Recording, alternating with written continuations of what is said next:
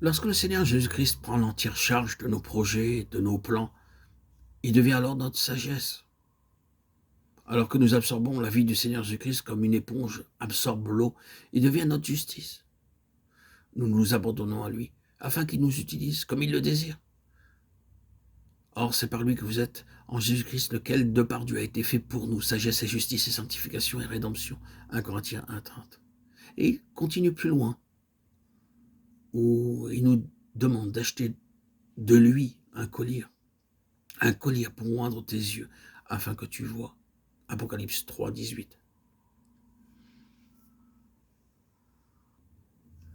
Les orientaux utilisent une sorte d'ongue lorsque leur vue baisse. Avec l'aide de cette ongue, ils n'ont pas besoin de lunettes. J'ai vu, nous dit frère Baxing, beaucoup de gens en Inde sans lunettes, qui pouvaient voir plus clair en appliquant un collier. Ma mère, à l'âge de 89 ans, pouvait voir clairement sans lunettes. Elle avait l'habitude d'utiliser un collier. Il y a beaucoup de choses dans la parole de Dieu que nous ne pouvons pas comprendre. Alors nous allons vers lui et il nous donne le collier spirituel et nous commençons à comprendre ces choses. Comme dit le psalmiste, ouvre mes yeux pour que je contemple les merveilles de ta loi. Psaume 119, 18. Lorsque le Seigneur Jésus-Christ, notre Sauveur et Seigneur, a touché nos yeux, nous sommes capables de voir beaucoup de mystères de sa parole.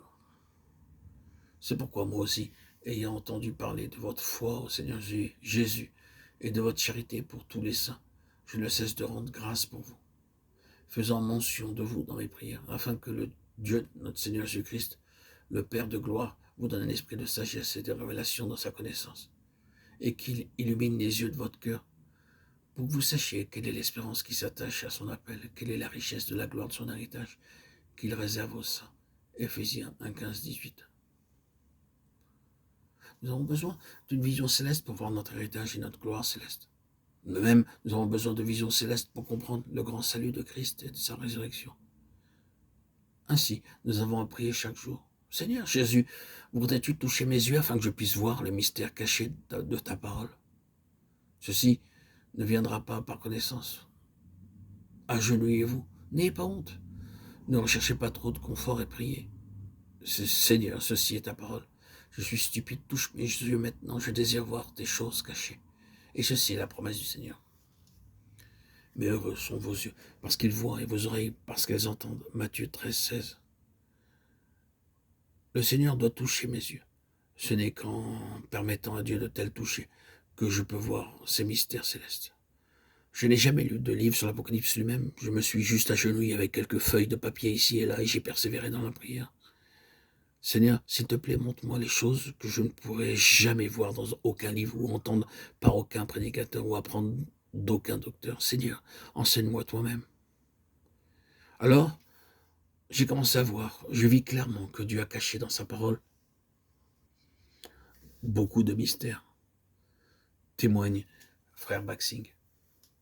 Et il continue en disant, vous aussi, vous devez réclamer par la foi cette révélation que j'ai eue. Et jour après jour, vous verrez les différents passages ou portions de nombreux messages cachés, de mystères célestes. Vous réjouir, vous conduire et vous fortifier dans votre marche. Rappelez-vous donc de ces 7 expériences nécessaires. La première est l'amour, la deuxième est de souffrir joyeusement sans murmurer, la troisième la séparation d'avec le monde, la quatrième est l'affranchissement des coutumes, des traditions, des rites et des cérémonies humaines. La cinquième est de veiller pour être prêt pour sa venue. La sixième est l'entrée par les portes ouvertes en apprenant comment gagner des âmes pour lui en trouvant celles qui sont préparées par lui. La septième est une foi forte et active, une foi vivante et pleine de vie, en utilisant un collier spirituel afin que nous puissions comprendre ces mystères célestes. Par ces simples choses, nous sommes qualifiés pour notre part dans l'héritage spirituel, céleste et glorieux, dans le Seigneur Jésus-Christ. Amen. Alléluia. Ainsi se termine le témoignage de frère Baxing dans son livre concernant le Saint-Esprit. Que le Seigneur puisse nous aider à avancer sur ce chemin.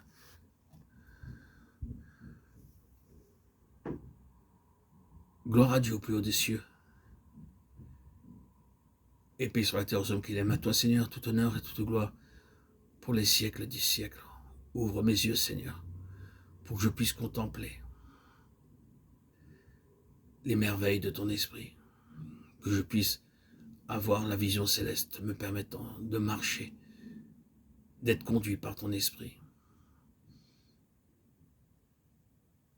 pour pouvoir bénéficier le jour venu de la gloire de ton héritage que tu nous réserves, que tu réserves à tous les saints